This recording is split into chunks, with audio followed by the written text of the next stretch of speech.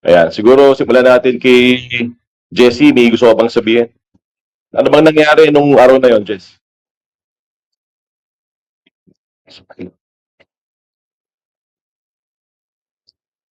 Ang pagbaba po ng ng flyover nung Santulan, opo, Santulan. Okay. Dahan-dahan po yun, mga 30 to 20 kilometer. Ngayon po, ah, may isang sasakyan po, hindi ko po siya agad napansin na police po, pero may isang sasakyan po na biglang na swerving papunta po doon sa ang lane ng busway. Kaya ko po siya nabangga. Tapos po, pagkatapos po ng bangga, kinukuha po yung lisensya ko ni sir, yung nagmamanila po ng coaster. Sabi ko po sa kanya, hindi ko po ibibigay hanggat wala pong dumadating na enforcer. Yun po ang sabi ko.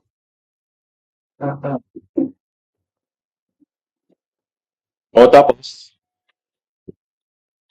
Pinipilit po ng kunin pa rin po. Kaya po si Ma'am Marian po, Mariani po, ay hindi ko po kasi alam na naglabas po siya ng cellphone at nag-video po. so ang bumangga sa'yo ay isang PNP coaster, tama ba? Opo, PNP coaster po. Yung bang driver ng PNP coaster ay nandito sa harapan natin ngayon? Opo sir, nandito po. Anong ginawa nung taong yon nung nabangga yung coaster, nung nabangga yung bus ng coaster? Bumaba po siya, tapos po, pumunta po siya sa harapan ng bus ko para kuhanin po yung lisensya ko. At bumubulong ba siya? Sumisigaw ba siya? Nagsasalita ba siya? Malumani ba siya? Anong nangyari? Pasigaw po ng kunin daw po niya yung lisensya ko. Lisensya, sabi ng ganon. So, galit siya. Medyo galit po sa akin. Sabi tayo ng totoo dito na nakikinig ang taong bayan. So, galit siya, tahimik siya, paano sinabi? Galit siya? Galit po siya. Okay. Anong ginawa mo? Tuloy mo lang. Huwag mo na akong pagtanungin. Tuloy mo lang. Hindi po ako lumabas ng bus kasi po baka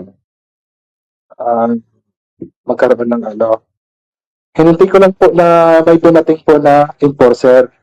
Saka po ako lumabas ng bus.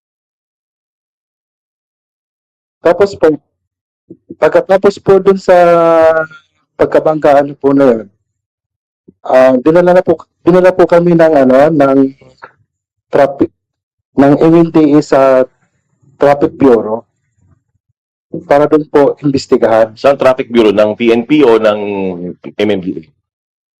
Doon po sa may sa may Quezon, C5 sa may ilalim ng tulay ng ng Katipunan. Tapos?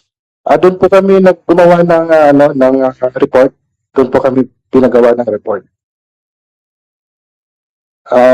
Pinaliwanag ko po doon sa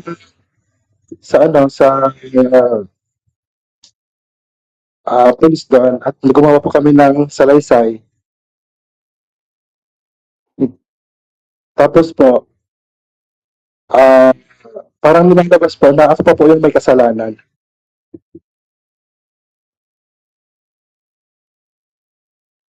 Nagkasundo ba kayo nung nandun kayo sa traffic investigator? Hindi po kami nagkasundo na ang gusto po kasi nilang mangyari. Sino nila? Sino nila? Si Sir. Sino, sir? Si Juniper po. Sino? Itong sarento nasa kanan ko? Opo, na isipin na lang po. Ang sabi ko po, hindi ko po makakapag-decide. Kasi po, yung bus po, hindi po sa akin.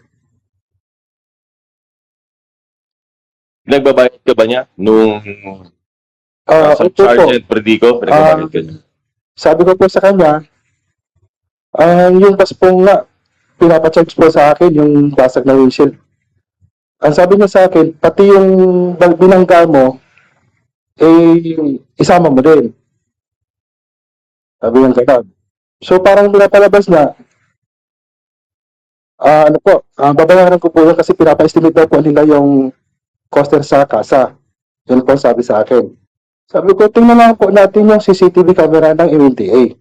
Kung sino po talaga ang may mali. Yun po ang sabi ko sa kanya. Para malinaw, pinapabayaran sa iyo ni Sergeant Predico yung damage dun sa coaster na di umano'y kasalanan mo. Tama? Opo.